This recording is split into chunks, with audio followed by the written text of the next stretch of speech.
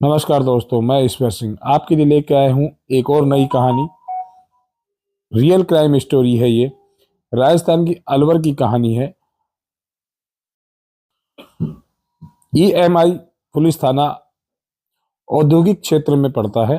अचानक पुलिस थाने की फोन की घंटी बजती है और वहां के एसआई फोन उठाते हैं और फोन पे उनको सूचना मिलती है कि औद्योगिक क्षेत्र में एक कंपनी जो जय हिंद नाम से चलती है, उसी की पीछे वाली दीवार के पास एक लाश पड़ी हुई है और लाश पे गहरे चाकू के निशान और सिर पे चोट के निशान है। मौके पे पुलिस पहुंचती है। पुलिस आसपास के लोगों को इकट्ठा करके पूछती है कि ये लाश किसकी है और उसकी शिनाख्त करने के लिए कहती है, लेकिन पुलिस को उसके बारे में कुछ नहीं पता लगता।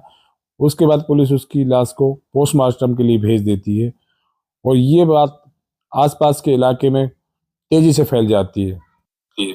आसपास के ग्रामीण लोग वहां इकट्ठा होते हैं और उस लाश की पहचान करने की कोशिश की जाती है, लेकिन कोई भी उसके बारे में कुछ नहीं जानता होता कि आखिरकार लाश किसकी है। जो ऐसा ही होता है, उसने इस घटना की जानकारी अपने उच्च अधिकारी को दी।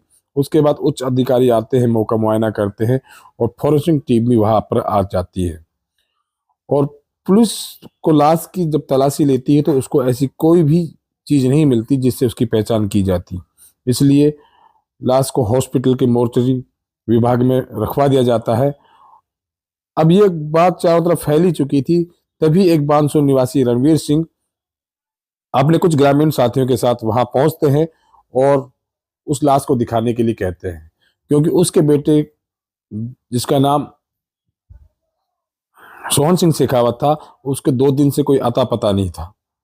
इसलिए उसको शक होता है और वो आ जाता है थाने में पुलिस के पास और पुलिस से कहता है कि वो लाश मुझे दिखाइए, हो सकता है कि मेरी किसी जानने वाले की हो। जब लाश देखता है तो उसकी चीखें निकल जाती है और वो कहता है कि ये तो मेरा बेटा है जिसका नाम सोहन सिंह है और ये कल से लापता था और आखिरकार में उसकी लाश मिली। इसके बाद पुलिस ने रणवीर सिंह की तरफ से मुकदमा दर्ज कर लिया और ये बात जैसे ही ग्रामीणों को पता लगती तो उसके गांव के लोग काफी वहां इकट्ठा हो जाते हैं, जो अस्पताल परिसर में और अलवर शहर में काफी ज्यादा भीड़ हो जाती है और पुलिस से मांग करते हैं जब तक अपराधी नहीं पकड़े जाएंगे, जब तक हम इस लाश का अंतिम संस्कार नहीं करेंगे। अब पुलिस के लिए बहुत चुनौतीपूर्ण स्थिति हो जाती है, तो पुलिस के आला अधिकारी जाकर के ग्रामीणों से बात करते हैं और उनको आश्वासित करते हैं कि आप बिल्कुल भी ये ना समझे कि पुलिस अपना काम नहीं करेगी। पुलिस हर संभव कोशिश करेगी अपराधियों को पकड़ने के लिए और पुलिस की कई टीमें बनाकर अपराधियों की धरपकड़ में लगा दी जाती है और परिवार और ग्रामीण जन को पूरा भरोसा दिया जाता है कि पुलिस अपना काम पूरी ईमानदारी से करेगा। उसके बाद पुलिस ने समझा बुझा करके उसकी लाश का अंतिम संस्कार करवा दिया जाता। अब पुलिस उसके घर वालों से पूछताछ करती है, उसकी पत्नी से पूछताछ करती है और पूछती है कि उस वो कहाँ काम करता था, कहाँ से आया था और कहाँ गया था। पुलिस को यह पता लगता है कि वो मेरठ की एक कंस्ट्रक्शन कंपनी में काम करता था और वो 2 दिन पहले ही घर पे लौट के आया था और उसके बाद वो किसी अनजान व्यक्ति से फोन पे बात कर रहा था। उसके बाद वो अपनी पत्नी कुसुम से ये बोलकर घर से चला जाता है कि वो किसी दोस्त से मिलने जा रहा है और फिर वो घर से निकल जाता है। उसके बाद उसका कुछ नहीं पता रहता और देर तक उसका घर पे इंतजार किया जाता है, लेकिन घर लौट के नहीं आता। तो उसके फोन पे बात करने की कोशिश की जाती है और घर वाले परेशान होने लगते हैं। जब फोन पे कोई बात नहीं हो पाती, फोन स्विच ऑफ बोलता है, तो उसके घर वाले वाकई में बहुत ज़्यादा परेशान होते हैं। उसको ढूंढने की कोशिश करते हैं, आसपास सभी यार दोस्तों को फ़ोन करके पूछा जाता है, लेकिन उसका कुछ नहीं पता लगता। अब पुलिस जांच कर ही रही थी तो तभी पुलिस को एक सूचना मिलती है। सूचना के दौरान पुलिस को पता लगता है कि एक नरेश नाम का लड़का है, उसी के साथ उसको आखिरी बार देखा गया था और पुलिस उसकी कॉल डिटेल निकालना शुरू कर देती है। कॉल डिटेल में उसके काफ़ी नंबरों की जांच पड़ताल की जाती है और पुलिस को एक सुराग ये भी मिल जाता है कि वो नरेश के साथ आखिरी बार देखा गया था और पुलिस को कॉल डिटेल में भी नरेश के नंबर पे आखिरी बार बात हुई थी उससे और उसी से बात करते हुए शायद वो चला गया था। पुलिस को ऐसा कुछ पता लगता है। उसके बाद पुलिस नरेश को गिरफ्तार कर लेती है और उससे पूछताछ करती है। शुरुआत में तो वो झूठ का सहारा लेकर पुलिस से बचने की लाख कोशिश करता है, लेकिन पुलिस के सख्त रवैये के सामने वो टूट जाता है और उसने सोहन सिंह की हत्या की बात कबूल कर लेता है और वो कहता है कि इस साजिश में वो शामिल था, लेकिन वो अकेला नहीं था। अब पुलिस उससे जुड़े हुए अन्य व्यक्तियों की तलाश में जुड़ जाती है। उससे पूछताछ के दौरान उनसे पता करने की कोशिश करती कि उसके साथ आखिर कौन कौन था। जब पुलिस उसकी पूछताछ करती है तो पुलिस के सामने कुछ सोहन सिंह की कहानी इस तरह से खुलकर आती है। सोहन सिंह बानसूर तहसील के पास एक गांव है। उसी गांव में रणवीर सिंह एक किसान था, उसी का पुत्र था, और वो पढ़ाई पूरी करके अलवर में किसी फैक्ट्री में काम धंधे की तलाश करने आ जाता है। वो अलवर में आके चार पैसे कमाने लगता है, तभी उसके घर वाले उसकी शादी तय कर देते हैं। और शादी एक सुंदर लड़की से तय की जाती है जिसका नाम होता है कुसुम। नाम की लड़की से शादी तय हो जाती है और शादी तय होने के बाद कुछ दिनों में उसकी शादी भी हो जाती है। सोहन एक सरल स्वभाव का बहुत ही सीधा साधा लड़का था। कुछ साल बीत जाने के बाद में सोहन सिंह कुसुम को अपने साथ लेके अलवर में आकर रहने लगता है और वहीं एक प्लॉट ले लेता है और उसमें अपना मकान बना लेता है और अपनी बीवी के साथ रहने लगता है। समय बहुत ही अच्छा गुजरता है, बहुत ही एक दूसरे पे विश्वास करते हुए।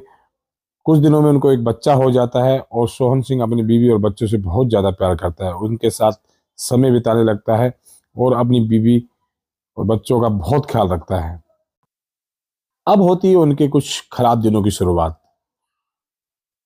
सोहन सिंह सुबह अपने काम पे चला जाता था और उसको अपनी बीवी को घर पे अकेला छोड़ के चला जाता था, और आसपास की जो महिलाएं होती थी वो एक नजदीकी एक कंपनी में काम करने चली जाती थी। कुसुम घर पे अकेली रहती थी और वो आसपास की औरतों को काम करने जाते हुए देख अपने पति से बोलती है कि सभी आसपास की औरतें पास में ही एक फैक्ट्री है उसमें काम करने चली जाती है और मेरा घर पर टाइम पास नहीं होता। अगर आप कहें तो मैं उनके साथ वहां काम करने चली जाऊं। सोहन सिंह शुरुआत में तो मना करता है और फिर थोड़े दिन में उसकी बात मान लेता है और उसको फैक्ट्री में काम करने के लिए भेज देता है। कुसुम एक बहुत ही सुंदर लड़की थी और 10वीं पास भी कर रखी थी उसने। ये कंपनी का मालिक जो नरेश था, जो नरेश उसने अपने एक दोस्त के साथ मिलकर ये कंपनी खोली थी और नरेश की कंपनी में कुसुम काम करने लगती थी। एक दिन नरेश की नजर अचानक कुसुम पर पड़ती है और कुसुम को देखते ही उसकी खूबसूरती का वो कायल हो जाता है और उससे नजदीकियां बढ़ानी शुरू कर देता है। अब वो कुसुम की हर बात पे तारीफ करने लगा और कभी वो छुट्टी करती तो उसको छुट्टी भी दे देता था और उसकी कभी पगार भी नहीं काटता था। इधर जो सोहन सिंह था कुसुम का पति, उसकी कंपनी को एक मेरठ में सड़क बनाने का ठेका मिलता है और सोहन की ड्यूटी मेरठ में लग जाती है। सोहन अपने बीवी बच्चों को घर पे छोड़ करके अब मेरठ में काम करने लगा। जब उसको छुट्टी मिलती तो 5-7 दिन के लिए घर आता और उसके बाद फिर वो मेरठ लौट जाता। इसके चलते कुसुम को अब अकेलापन महसूस होने लगा और वो नरेश की तरफ आकर्षित होने लगी। वो एक दूसरे को मन ही मन में पसंद करने लगे और कुसुम को भी ये भरोसा होने लगा कि शायद नरेश उसका बहुत ज़्यादा ख्याल रखता है। इसी के चलते दोनों में नज़दीकियाँ बढ़ी और नज़दीकियाँ इतनी बढ़ी कि एक दिन एक दूसरे के लिए सब कुछ उन्होंने समर्पित कर दिया।